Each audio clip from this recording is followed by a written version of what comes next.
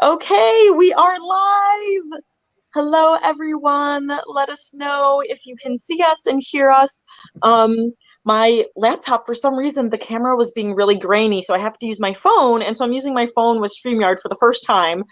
So fingers crossed that it will cooperate and that, like, my phone won't die and that I'll need to, like, switch to the computer. We'll just see how it goes. Fun stuff. But hello, welcome. Thank you for joining us. If you're watching the replay, I'm just going on to YouTube to make sure that it looks okay, and that I might have to, I think I'm gonna have to comment on YouTube since I'm on my phone. But hi, Brittany. Brittany's here. Oh, and I won't be able to like show comments. I wonder if I can. Oh no, I can still show comments. Yay! Yay! Awesome. Thank you. Sweet. Okay, so we are here to talk about surviving the query trenches. Very fun stuff, but I brought like two of the experts that I know in this who have gone through the query trenches and have survived. So yay, we have Ryan here. Hi, Ryan. Hi. Hey, Ryan. Hey, Grace. Grace is here, and Alley Cat, hello. So, of course, you guys, if you don't know me, I'm Holly Davis, also known as WriteHollyDavis. You can find me on Instagram, Twitter, and Facebook, along with obviously YouTube. I write young adult and middle grade fantasy, and hopefully I will start entering the query trenches again early next year, and I will be, you know, ahead of the game now that I've been through the waters a little bit. So that's a little bit about me. So everyone else will introduce themselves. Sorry if you hear random things. My cats are like, oh my God, you're in the room. We love you. You can introduce your cats too. Like nobody's gonna shame you for that, Holly. Just throwing that out there. Oliver's here. Oh, Oliver. And then Zuko's on the couch now. All right, Len, you want to go next? Sure. Hi, everyone. I am Lenn Woolston. I am a middle grade and young adult author on my path to traditional publication. I am also on YouTube. You can find me with my name. You can see it displayed down there. And I'm also on Twitter and Instagram. And yeah, I'm very excited to be here to talk and spill the tea on a side of publishing that nobody really wants to talk about. So we're here to help. Yes. And Heather? All right. Hi, everyone. I am Heather Venkat. I write young adult and middle grade fiction, mostly fantasy, but also contemporary. And I can be found on Twitter at WriteVenkat or Instagram at WriteHeatherVenkat. I have to remember. Yay, and I have everyone linked down below. I think Len's YouTube and Heather's Instagram is linked down below. So let's see, Grace says, I just found out that I have 2 more drafts until I'm ready to start querying. I'm so close. Oh, you're so close. Hopefully these tips and tricks will help you, and just hearing about our experiences as well, because we have all been through different things. And so I really wanted to bring them on because I know we each have different experiences and tips and tricks that we can bring to you guys. And Jasmine's here. Hi, Jasmine. We're going to save kind of questions and answers for I guess we can just like say it throughout if it's relevant, but we're going to try to save them all to the end so that we can kind of flow through what we're doing. So if you want to kind of save your questions, and then if we haven't answered it by the end, then you can go ahead and ask us. Hello, Flash University for Authors. Grace, I'm excited to hear your tips and experiences. I'm nervous to start querying. Yes. And then Brittany's excited to hear about our experiences. Yes. So Grace, don't worry about, you know, being nervous. That's totally normal. And you're like, it's going to ebb and flow where you're going to be excited and then nervous and all that fun stuff. So hopefully our, you know, insights will help you out a little bit. And I had my Google Doc and I closed out of it. So I think the first question, I'm a hot mess, you guys. I think our first question was to talk about like our, oh no, here it is. So to talk about our querying journey. So we're each going to go through like our experiences, and so you kind of know our background and where we're coming from. So I'll go first, I guess. The first novel that I completed through NaNoWriMo, I went through like I ended up going through 5 drafts, and I queried that. I queried it to about 15 agents. And 3 of those agents ended up being agents that I pitched during a workshop. So I had gone to the writing workshop of Chicago back in, gosh, like June 2017, I think. Yes.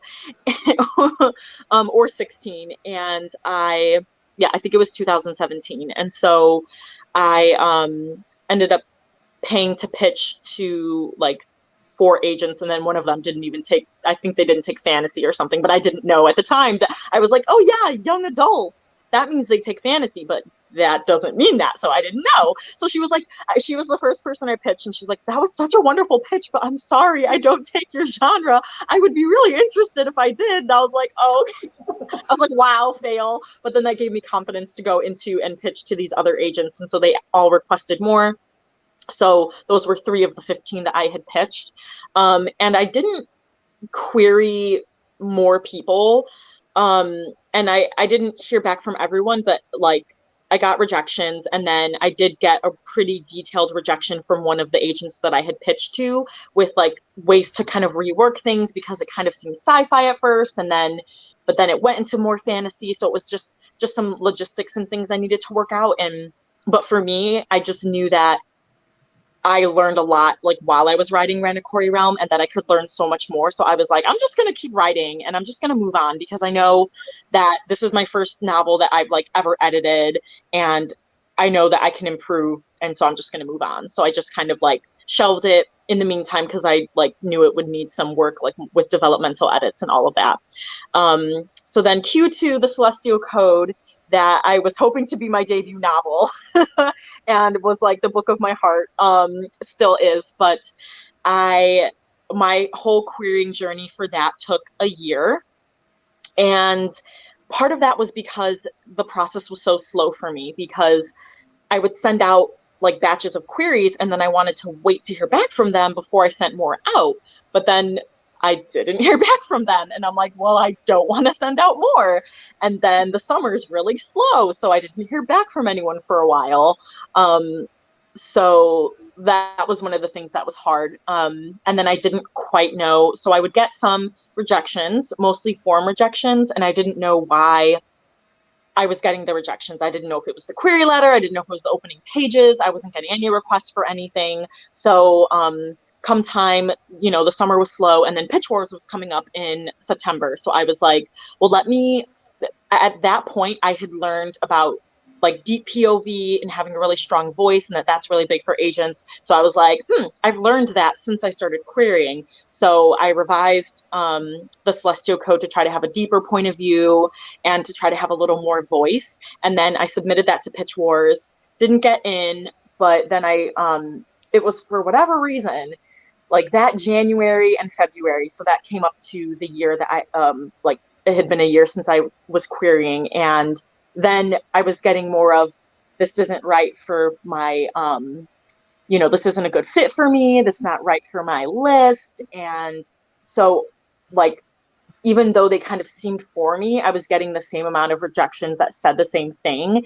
And that made me realize that it just wasn't right for the market, because every agent said it wasn't right for them. So that's my whole kind of querying experience in a nutshell. I did not get any requests, no partials, no fulls. So that just made me showed me that no matter how many times I reworked the query and my manuscript and the opening pages, because I kept saying, this is going to be final, this is going to be final. And I kept querying. It just wasn't right for the market. So like no one was going to be interested in it because they felt like they wouldn't be able to sell it. So that was the hard truth that I had to realize. But that is my whole journey.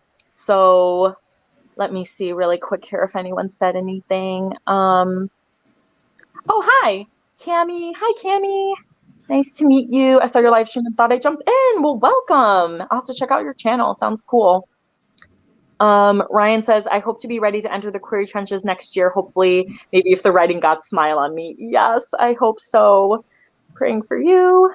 And then Grace asked, when and where does Pitch Wars happen? So Pitch Wars is, I think, submissions are at the end of the month, I believe. Yes. Mhm. Yeah.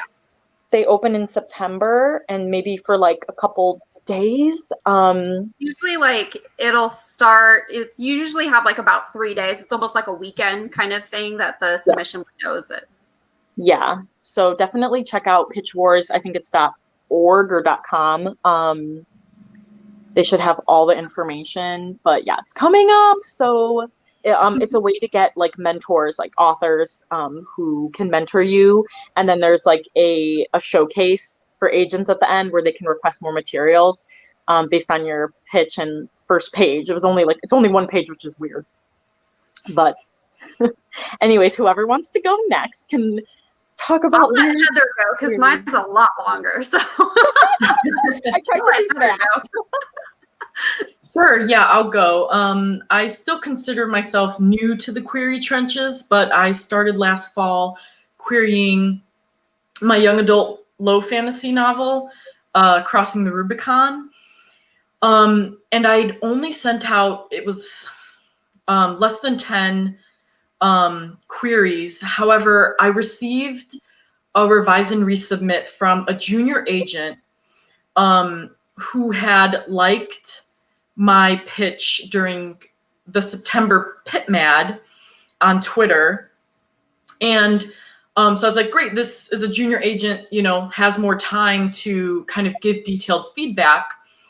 And I actually agreed with a lot of the things that she had said, a lot of her recommendations. And I planned to incorporate those edits, but I was also planning to write my next novel, my middle grade fantasy, Rin and the Chintamani Stone. So then I kept putting it off. I didn't send out any more queries. And since then it has, I did receive some rejections on the ones that I had sent out, but it's kind of been on hold ever since because that balancing act with your WIPs is like really, really hard if you have multiple projects and, when do you know to move on to the next thing and like how long should you keep going? That's one thing that I think being in the query trenches is it's kind of a fine line, but I do have some tips on how to pivot that I can talk about later. But essentially, I don't really consider myself as having fully queried that novel, and I do want to go back to it and revise it because I feel like I want to change the point of view from third to first person, and that's something that is not just a quick kind of fix. So things like that, it's going to take some time. Instead, I moved forward and in June started querying Rin and the Chintamani Stone and have roughly sent out about 40 queries to agents. And I've received 2 full manuscript requests. One of those ended up being a rejection with kind of an unofficial revise and resubmit, but the agent couldn't really put their finger on why. They weren't very specific as to why they turned it down. And the other one I literally just sent today. So, Yay.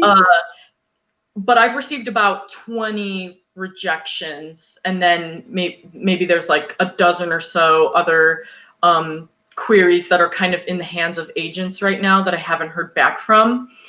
And so right now I'm really in the thick of it because, I've heard of authors sending out hundreds, over 100 queries. So I feel like I'm really getting into it, but I actually have slowed down. And this past month, I haven't sent out any queries. I'm kind of just sitting back and seeing how the responses of the ones that I sent out so far go for various reasons. One of it being the fact that Alexa Dunn, I believe she had a recent YouTube video saying, you know, some agents who are parents, they're like really busy right now. Their kids are starting school virtually, and, you know, they may be less likely to pick something up, or the response times have really increased lately because of COVID. And so I'm just sort of sending out more queries on hold right now, but that's kind of where I'm at. Yes. That made me realize, I was like, oh, I didn't tell you guys how many, so I was trying to pull it up here, how many queries I sent out, because that would be interesting for you guys, I think. This is an old version from March, so it's not quite, but I had that throughout the whole year. So you can see throughout the whole year, I queried 60 or 40, 53 agents, and then 12 small presses. And then I had, at least as of March, this saved because I looked into my email. I had 42 rejections. I was waiting on 11 people, and I hadn't heard back from any of the small presses yet. So I didn't let it get to to 100. I said, if it's been over 50 like queries and they're all rejections, then I'm not waiting for that magical unicorn. So thought I'd share that with you guys. And I never said numbers before. And no one has to say numbers, but yeah. Okay, Len. Okay, everybody ready? All right, I am Lenn Woolston, and I have been querying for what seems like an eternity. In actuality, when I was looking back through, like, you know, all of my querying materials and everything, so just querying alone, we're not talking writing or anything like that, just querying alone, I have been querying for 4 years. And I can tell you, so the first project that was my first attempt at querying was actually, it was an adult dark fantasy. And it was so not for the market, guys. Like, it was the wrong thing. Like, nobody wanted this thing. But I was young in the querying, you know, age. And so I was like stuck on that 100 number that Holly was talking about, because you hear some people are like, okay, try for 100. And then if it doesn't work out, then that's the time to shelf it. I got to 98 rejections. And he was like, you know what? I'm too scared to send out 2 more. So I just shelved that and was like finding like this isn't working.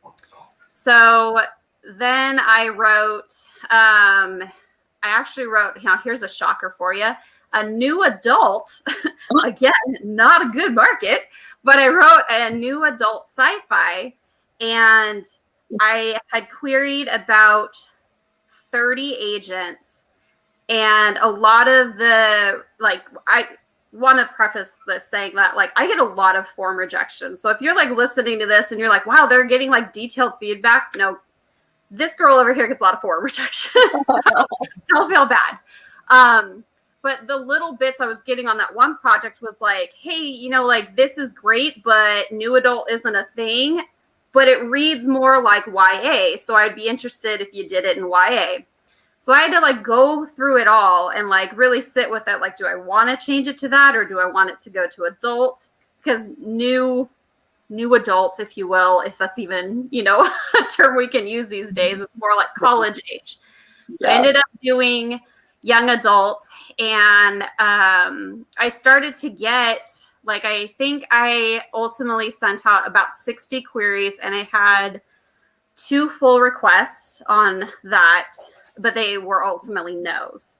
And so I was kind of getting really frustrated and everything. So then I was like, okay, well, now that I'm in this young adult category, and with that, I wrote a young adult fantasy, which I loved, and I like super fast drafted, and it was like, but I also was really editing the crap out of it.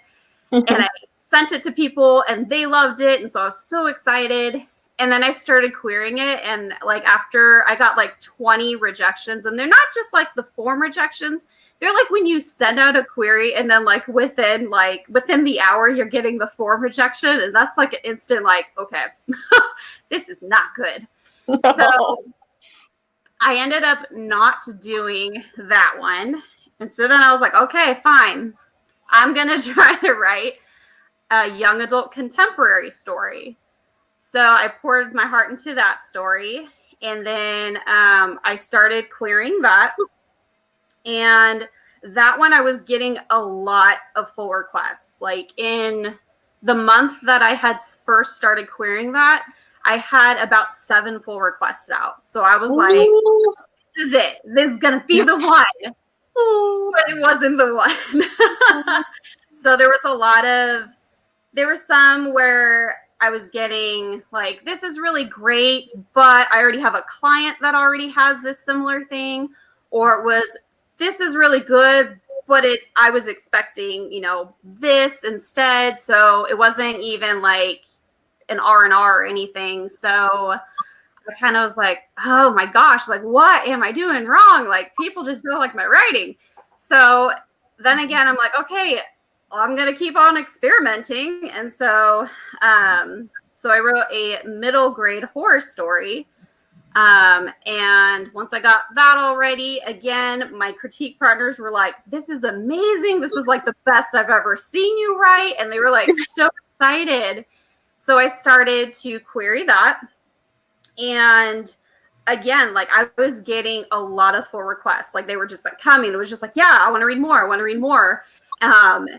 And then so far it's been on that particular, because that's the most recent. I think I have had about 6 full requests and 5 of them have been a no. So I still have 1 that's out that I'm waiting to hear back on. But yeah, like I have been through the ringer, if you will. Sorry. And all that to say that, like, for those of you who are out there and you're like, oh my God, it's been taking me, I've been querying for years and it's not happening. Like, I am there with you. Like, please don't feel like it's you. Like, it's so much of it is, like that luck and timing that everybody, talks about when it comes to querying. But I have personal friends who are traditionally published, and it took them like 10 years of hardcore querying before they signed with an agent and everything. So I'm trying not to be too focused on my stats because they aren't great. But yeah, I just want to like throw that out there to anybody who, is in the trenches right now and just feeling so discouraged and feeling like they're like nobody is liking their work and they're getting all the rejections and all these other people are getting requests. Like, I'm right there with you. And I know so many people that are. So hang in there. Yeah, you're going to be that success story. And Grace says, I hope you get it. Thank you. That's what I keep telling myself. I have to like go through this like tooth and nail of an experience. So like one day I have something to talk about when I go on a panel or I don't know, something. Exactly. No, yeah, because like you say, these people worked 10 years to finally get an agent and they would have been just part of the slush pile if they just gave up. Yeah. So no matter how hard it is, yeah, like I know you're so close. I know Heather's so close. And it's like, you guys are so close and you're going to be like able to, tell, it's going to be inspirational and motivational for people who, are getting rejections. So yeah, it's hard. Let's see, things you learned along your querying journey to help you survive. So many things. I was like, where do I start? The first thing that I'll say is definitely work on other projects while you're querying, because I have a lot of other reasons why I failed NaNoWriMo last year, but one of them was because I was still so hung up on the Celestial Code and I like couldn't let it go. And it put me in this depressive rut for months, for the end of 2019 into the beginning of 2020. So it's like weird to think, oh, I got out of this depressive rut at the start of a pandemic, but that's what happened. I mean, and I'm not like completely out of my rut yet, where like writing, it's like I really have to work to sit down and do anything writerly. Oh, sorry. Oliver's just wheezing in the background. Poor Oliver. But oh God, now I'm distracted, Oliver. It's okay. He has feline asthma. Yeah, and because he has to be in this room, it's just the circulation has been really bad. Okay, but so I just like I've been wanting it to be fun. I've been wanting to just like I want to sit down and write because I want to, not because it's something I have to do. And so that's part of the reason too, when you're going through the querying journey, all you're thinking about is getting the agent, and then you're starting, new things, and you think you suck. So you just have to, but you have to get your mind off of like checking your email obsessively and looking, just focusing on the novel that you're querying. You need to keep going, because if that novel doesn't end up getting you an agent, well, now you have to start over. But if you already have something that you've been working on, you're excited about it, it's keeping you motivated and keeping you going. So that's one of my pieces of advice. And Grace, oh, you guys are awesome. You're so sweet. You're awesome. Thank you. Does someone else want to share some advice? I have a couple other things, but I'll let you guys go too. Yeah, we can alternate. I mean, just quickly piggybacking on what you were saying, like, yeah, you have to love to write, because querying is so hard. It breaks you down. It makes you doubt that you are a good writer. And when you keep getting rejection after rejection, that does, break you down. And so you have to hold on to the love of writing, the love of your story, and use that to move you forward. I do think that along the querying journey, because it is so long for most people, not for everyone, but it does help to kind of look at those other success stories, because it does give you that motivation to not give up. Like How I Got My Agent is like a popular blog topic for a lot of newly signed authors, and it's kind of one of my favorite ways to stay motivated. But if you want to think personally, to stay motivated is I actually kind of try to take the emotion out of the responses and turn it into a statistic. So I actually have a query response tracker, which is a spreadsheet that I use to have like little ticks. So if I get a compliment on something, I put a little tick there for, tension, concept, voice, character, writing, pace. Or if there's some hopeful statement, like, for example, if an agent passes up on your, on your query, but then they say, I'm sure another agent's going to be more interested, or going to be interested enough to request more. Like, that is something that you can kind of hang on to. But what Holly and Lenn were saying is true, that there are a ton of form rejections, and you'll start to notice the pattern and say, this is just a form rejection. So I file it, put the check mark under form.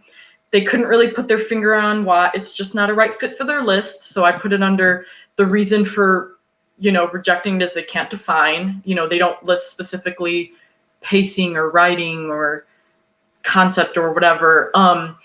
And so when I receive the response from the agent, I have my emotion, and then I move forward and I tick all the boxes in my spreadsheet, and it kind of helps me to take the emotion out of it. But obviously, feel free to, I'm not saying you should feel disappointed, but feel all the emotions that you want to feel. And know that that's normal. But I feel like holding on to the good, that's all you have to do. Even if it means printing out those like little snippets of things that they say, can help keep me motivated. I love that. I would also say too, kind of piggybacking on what Heather was saying, one of the things that I have learned in my whole querying journey is to never like dismiss all of the high moments. So like when you get a like on a pitch during a pitch request, like be excited, like sit in that and like be excited for yourself. Or, you know, when you get a partial request or when you get a full request, like whatever it is, it's okay to celebrate that. Like that's something that you should cling to. And I think a lot of people in more recent years, they're trying to dispel people from like, you know, sharing like details like that. Like I got a full request or I got this, you know.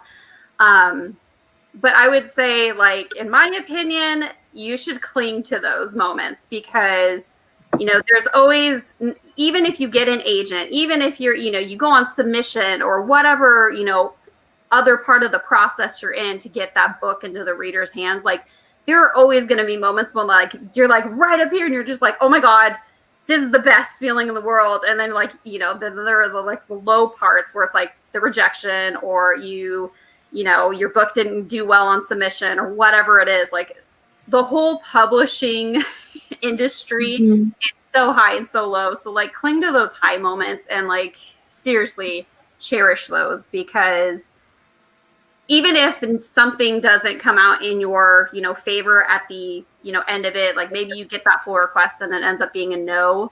If you just take that as like when you get that full request, it's like, whatever, yeah, like let's see. And you know, you already have a like negative emotion attached to it.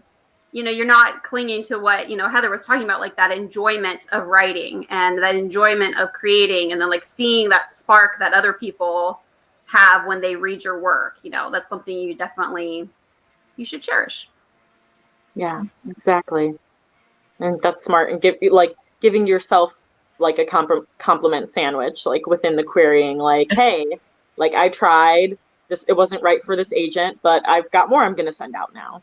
Right. Well, and that was something too, like in everything that I was telling you about, like depending on how close of the attention you were paying to what I was talking about, each subsequent, you know, manuscript that I queried, I was getting more requests. So that was encouraging to me because like, okay, well, at least I'm not like going way backwards and like, you know, not getting anything again.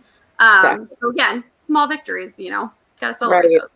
I mean, and like you said, oh, this is awesome, but like I have, you know, a client whose work is too similar to this. It's like for you to get a rejection because of that, like, I mean, that's why I know you're so close. So it's not your right craft. It's just like that right time, you know? Yep. So, I think another thing I have, another thing that I put that I learned was like using friends for support. So definitely leaning on Lenn and Heather both. You know, they are my querying besties because they've been through it and they understand. And so finding people who have also queried or who are going to query that you can like lean on for support because it is different than just writing, or you know, even if you have friends who are self-published, like you need to find people who are going this traditional published route because they're not going to understand that rejection. And you know, being able to bounce ideas on your query submission materials to get fresh eyes, like you need people for that. And I think another thing too is sometimes like I would get, like it would be a while before I would get an email from an agent, and then all of a sudden I'd get it and I'd be like, I know this is a rejection, whatever, but then I'd like, sometimes I would call Heather or something and we'd open it together so that I wouldn't feel like I was alone. And so then I had someone there to kind of like motivate me so that I wouldn't break down or something. This was very earlier on in the querying process before I was like, oh yeah, this is probably a rejection. Yeah, there it is. And then I'd move on. I've become very like stoic now. No, but that is so true. Like leaning on other people that know what it's like. Cause like even, you know, with my friends and my family that aren't writers, when I try to explain like what the querying process is, they're like, wait, what? You have to do what? And then I'm like, okay, let me break it down. It's like It's like online dating, and then also like a, you know, America's Got Talent, like put together. That's what you have to do as a writer. But then like I do that too, where like I love how you guys like opened that together. That's a sweet moment. But that's something that like I like doing too for my critique partners. Like if I am researching agents, or you know, like I'm seeing something on Twitter where there's an agent like specifically saying that they want something, and I know that it's like one of my critique partners, I will straight up screenshot it, send it to them, and be like, you need to get on this agent like right now. So I would definitely that's what you did to me. And stick, you know, like find people that, you know, kind of are with you in the query trenches so that you can look out for each other. Exactly. Yeah. And the very last thing I have to say is one thing I've learned in the querying journey is that this process is extremely subjective. So one thing that an agent loves, the other agent is going to not love. I'm part of a Facebook group, and one of the writers, he just signed a contract with an agent, and he said that with that manuscript, on the same exact day, one agent rejected, said the pace was too fast, and another agent rejected and said the pace was too slow. And so that is why I track. If they say a reason why they reject it, track it.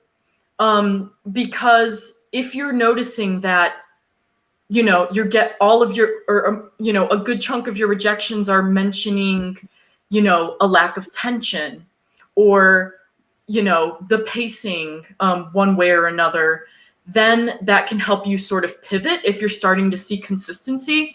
But if it's like one or two agents here or there, that's probably not enough to just suddenly change your whole manuscript because of what they said, because it's so subjective that you could be changing it and it's just right for a different agent. Mm-hmm. Yeah, that's great advice. Oh, that would be horrible to like change it and be like, no. Well, you know, it's funny you say that, because I do have writer friends who did that, where they, you know, either through an R&R or whatever, and they like put a ton of work into it just for this one agent, hopeful that, okay, if I do all this, I'm going to sign with them. And it didn't work out. Mm-hmm. Yeah, that's hard. The hard thing is that like you don't know, so it's like you kind of have to try because that's all you have. Yeah. If you really want that agent. So yeah. Mm-hmm. I know kind of what we were learning was kind of going into our tips and tricks. But last thing I had was any tips or tricks for query letters, querying, finding agents, etc. So I think one of the things that I have was thinking about like your long-term career. So when you're looking for agents, you want to find, like, I queried agents with a YA, but I knew I also wanted to write middle grade, even though I hadn't written a middle grade at the time. But so I made sure that I queried agents who took both YA and middle grade, because I wanted people who were open to that, and I wanted like this lasting partnership. So that's one of the things that I looked for in agents. And then also, you know, being open to newer agents as well, and not just looking for these like, ooh, my favorite author's agent, I want them too. But like, you're a newbie, you're a debut author, like it's okay to work with newer agents. It doesn't mean that they're not as good. They're just, you know, they just don't have as big of a list. And sometimes that's actually better because they're able to devote more time to you. So that's one of my tips I've got. Oh, Mr. Landis, hello. Hi. Piggybacking off of that, I actually think it also is helpful to query newer agents because they could potentially also be less picky. They're not like, it's not the lack of experience per se. It's more so, it's like they don't have other authors who are writing things that are conflicting with your work. So they kind of have a fresh slate. And then also, so there's nothing too similar that they have to compare it to. And then also, they could potentially be a little bit less picky. So I can't remember what podcast it was that I was listening to, maybe a Manuscript Academy one recently, but someone was saying, or actually I think it was in Pub Talk Live, the agent talk. Yes, it was. And the agent was saying that when she was a newer agent, she used to send out more revise and resubmits. But now that she's more seasoned, she usually either accepts it or passes. So you could potentially, get more opportunities with newer agents, but I would say don't completely, just only send to newer agents either. So kind of try to have a balance, a mix in there. And one of my tips is to sort of send out your queries in small batches. So send out to like 5 agents, a mix of experiences, maybe save some of your dream agents for later and kind of just test the waters, see their reaction. Because I always think, as you send out those small batches, I have many versions, maybe too many versions of my query, because I thought when I first started querying, I was like, this query is solid. And then I realized and tweaked a lot of things later on. And even if it's just a sentence here and there, or I actually ended up changing one of my comp titles, and I've stuck with that ever since. And so, you never know if you're going to change something. And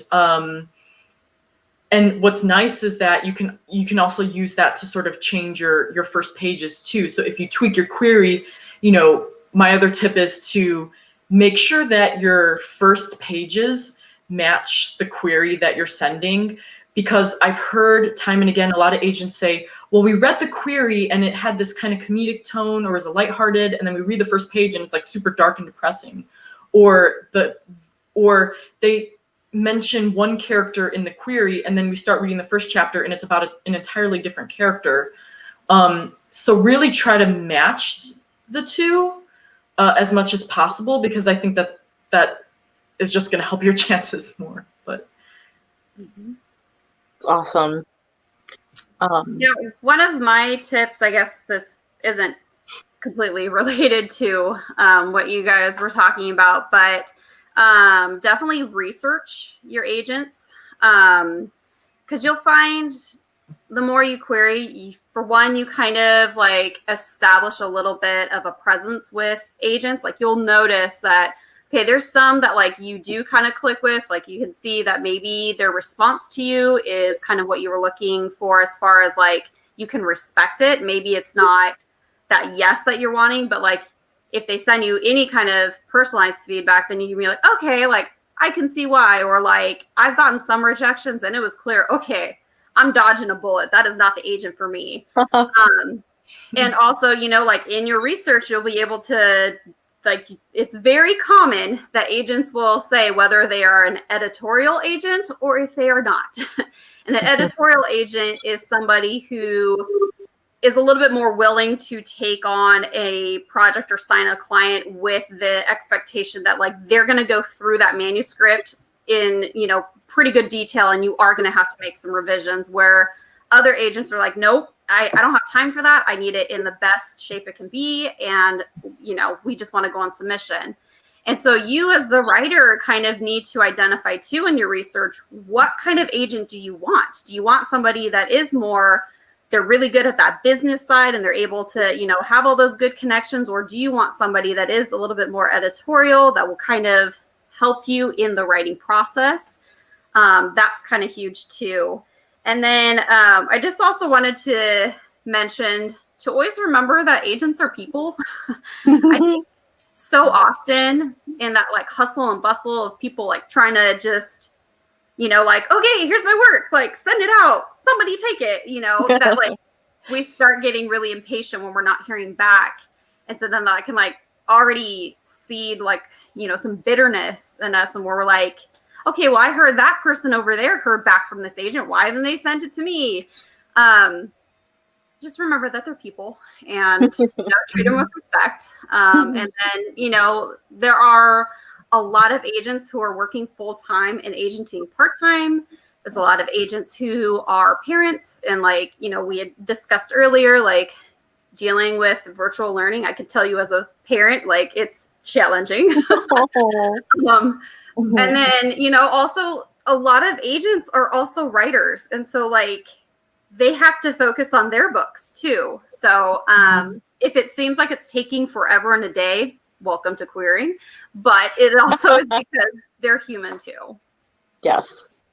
I love that. Great advice. And it's just practice, because you'll get an agent and then it'll take forever for you on submission, and then then your book will come out in 2 years. So it's just preparing you for wait. Yes. Haley says, hello, this is so helpful to hear. Awesome. I'm planning to enter pitch wars, but if that doesn't work out, then I'm going to start querying. Oh, good luck. That's super exciting. And Phoebe's here. Amanda says, I'm already published. How could I get an agent to represent me and my products? So usually they won't take, if you've self-published something, agents usually won't take a manuscript that's already been published, but they will accept new manuscripts. So, but they usually don't take anything that's already been published. Also, Zuko said hi. Oh wait, where's Zuko? Zuko, thank you so much. Oh, you could just stay laying on me. Just because I showed Oliver, I had to show Zuko too.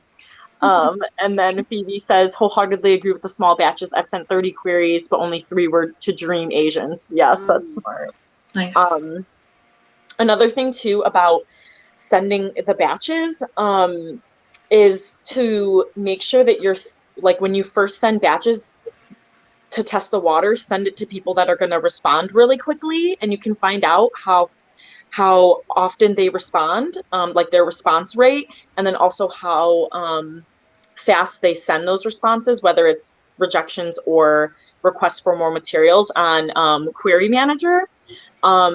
So definitely look at those statistics, because that's going to help you. You want to send out your materials to people that respond the fastest, even though they don't respond in that amount of time. I'm like, all right, this person responds in 5 days. Awesome. And then it takes 3 weeks. And I'm like, great. Okay. So expect that to happen too. Expect your timeline to not go as planned just because it doesn't work out. But then in those requested materials, also look at, because there's some agents, they're responding really quickly because they're only looking at the first page or just the query or the first 5 pages. And then there are some agents that are asking for the first 15 pages, the first 3 chapters. And so that's big. So, if you really want to test the waters too, you can, just send out your query and the people that request very minimal pages, 1 to 5 pages. So you can see, is it my opening page? Is it the query? And it's not being oh, maybe they, petered out at the 3rd chapter or something like that. So that can kind of help you pinpoint, if there's something that you need to tweak. And obviously, as you can see, we have tweaked things over and over again. So be prepared for that tweaking and changing things and having final 2, final draft, all of those fun things that you thought, was just people joking about. But Haley asked, do you have to pay for Query Tracker or Query Manager? Did I say Query Tracker? Yeah, So writers use Query Tracker, agents use Query Manager. Yeah, sorry, I think I said Query Manager, Haley. I misspoke. So Query Tracker is $20 for the whole year. So it's pretty affordable. And then I think have a free version though. It just limits you on what you're able to see. You can see a lot. You can, find agents, but in particular, if you have already had one project that you're querying and you're starting another, in your Query Tracker, in order to have additional lists of queries, you need to have a paid version. Yes. Thank you. Any other tips and tricks? Any other advice you guys want to give before we open up for questions? I also just want to say too that when I had talked about like getting full requests, there were some that I never heard back from. Like even after nudging, like Oh my God. I had never heard back from them at all. So I mean, like I took that as like, okay, clearly it's a pass. But Oh my gosh. that does happen. That does happen. And it's not you. Again, agents are people, and you know, sometimes we'll never know the reason why it's a pass, but you know that it does happen. So if it does happen to you, if it's been like a year since you've sent that full request and you've nudged after like 6 months or 3 months or whatever, and they still haven't gotten back to you, like it's okay to just, you know, shrug that one off. That does happen. And then also kind of what you were talking about, Holly, with when you're researching agents, submission guidelines. Like that is one of the top things that agents will say, like, what's, you know, the biggest pet peeve? Following the submission guidelines or not following them. Because there's like a general idea when it comes to like writing a query, how like that's the bulk that should be talking about the book, not you, or, you know, why you want to connect with this agent. But like they will have to like, okay, I only want a query. Don't you dare send me, you know, any attachments or anything beyond a query. And then you'll have other ones that are like, they want this, and you're just like, holy crap, like, that's just a query. Like, so definitely make sure that you go onto the agency's website and see what their submission guidelines are, but then also pay attention too, because sometimes agents will have different submission guidelines that they personally want. They may like contradict what's on the agency's website. Yes. So yeah, do your research. Yes. Yeah, and I think part of that is maybe they just didn't align like updating it. I don't think they're trying to be sneaky, but yeah, I don't think so either. But like I've definitely had that where I've looked and I'm like, wait, which one do I do? Like, it's awkward. So yeah, like it's something. Yeah, and I would say too, another thing. I'm sorry, I feel like I'm talking a lot. I just No. a lot. I initially, when I first started querying, I was kind of looking at, okay, who are my favorite authors and who are their agents? And so I'd find people that I really looked up to, who I felt like, okay, maybe I, you know, someday could be on the shelf with them, and I would like query those agents. And what I've learned over time is that that's not always the best thing to do, because when they have a solid, like let's say you write young adult fantasy and you go to, I'm not even going to say an author's name, but you know, like somebody big, like you got it in your brain. Okay. So you're going to go to their agent and you're going to query them. Well, they could be like, well, that's your work's great, but I already have a client that writes young adult fantasy and is doing phenomenally well. So, you know, I'm sorry, I can't take you on. However, there are some agents that you'll find, there's like one in particular I could think of, and she loves young adult fantasy. Like that is like her forte. That is what all her clients write. And so like when you find somebody like that and you see, okay, like that's their pattern of their clients, like, okay, I can send my young adult fantasy to them. You're probably going to get better luck than, like I said, trying to like go up with these people who are already super successful. And then you'll also see that there are some agents that have way eclectic tastes. So if they already have, you know, like if you find somebody who already has, you know, YA contemporary, but then like you see on their bio or you hear in an interview that they're also open to fantasy, then totally query them. Like maybe they don't even have that as like their client yet, but you could fill that void for them if that's what they're looking for. So again, it's all about research. Nice. Yeah, along those lines with the research, Twitter's advanced search is really nice because you can put in hashtag MSWL or manuscript wish list, and then, you know, maybe your comp title or like a buzzword from your novel, like say climate change or something like that. And then you'll see a list of agents. Sometimes there's editors, and so you have to make sure, but then you can see a list of agents who have maybe said, I'm dying for a, young adult fantasy that involves climate change or a young adult memoir or contemporary or something like that. And then you can use that to kind of personalize your query to them and say, oh, I was so excited to see your manuscript wish list included a young adult fantasy about climate change. My book is exactly that, and blah, blah, blah, blah, blah, so that can help you kind of personalize it. And one piece of advice that I've heard is that it doesn't matter if that tweet is from years ago, still do it, because maybe they never got that, that type of novel. And if something that they're passionate about, that might, trigger something in them. So that was one thing. And then I didn't want to forget what, since Lenn was mentioning like the nudging, definitely keep track of if an agent does say, hey, if I haven't responded in 3 months, give me a nudge. Or if I haven't responded in 2 months, give me a nudge. Because you don't just want to go nudging them randomly. If they say exactly, when they want you to nudge them, then you can mark it and maybe make a Google Calendar like reminder. Oh, 3 months from now. Oh, okay. But otherwise, like the general rule is, if you haven't heard from them in 4 months, it's probably a pass. Although I've heard from people getting, responses a year and a half after the fact.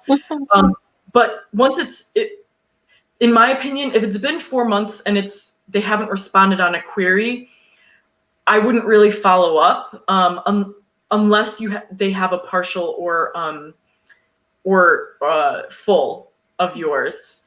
So, just kind of keep in mind their sort of nudging requirements, and also keep track of whether or not that agent or that agency lets you submit to other agents if one rejects, or if a rejection from one agent in that agency is a rejection from the whole agency. Because there's some agencies, they have like 10 agents, and you're like, great, okay, I got a rejection from this agent, but I still have 9 other opportunities at this agency. If they accept, if they do accept, what you're submitting. But so that spreadsheets, it helps you keep track of all those things. So yeah, so spreadsheets, doing research, being organized, and having people to support you, that is the name of surviving the query trenches. So let us know in the comments if you guys have any last minute questions for us. I want to thank Lenn and Heather for sharing their stories, because it's hard, but we've come out tougher and stronger because of it. We've definitely developed that thick writer hide.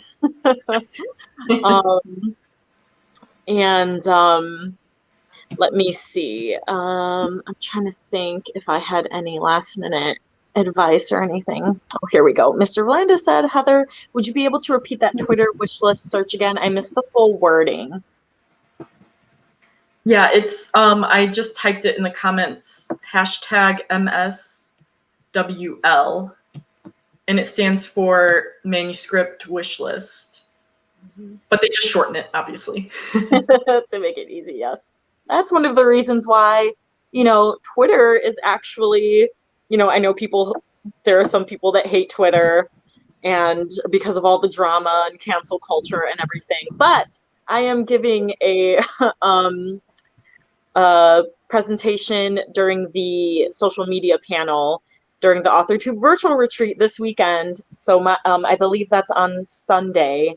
And so I'm talking about Twitter, because that's actually the platform that I have the most followers on out of everything that I'm on, which is interesting. But seeing the success of agents and or the success of writers.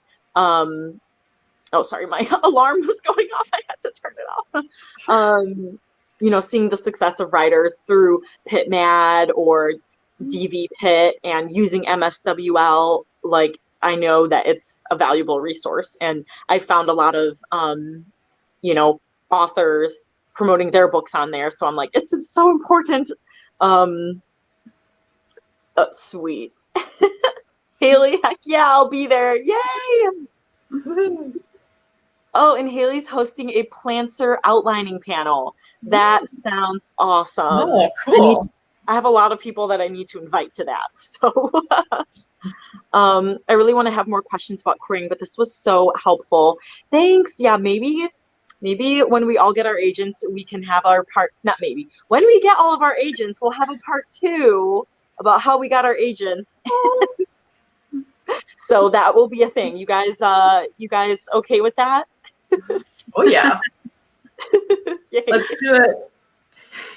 Okay, so Mr. Vlandis needs to go to Haley's panel. Well, thank you guys so much for joining me. I really appreciate you guys opening up, Len and Heather.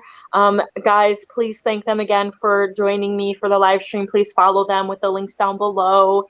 And yeah, join us for the Author 2 virtual retreat this weekend. I might have a live stream this Thursday and then be a guest on Friday. I need to confirm because I'm like, oh, that's a lot of live streams this week, so I need to confirm so I don't kill myself by just talking too much. And Ryan says, I'm going to have so many questions for y'all when it's time to query. Yes, no worries. We will be here as resources. So thanks, you guys, and we'll see you later. Bye.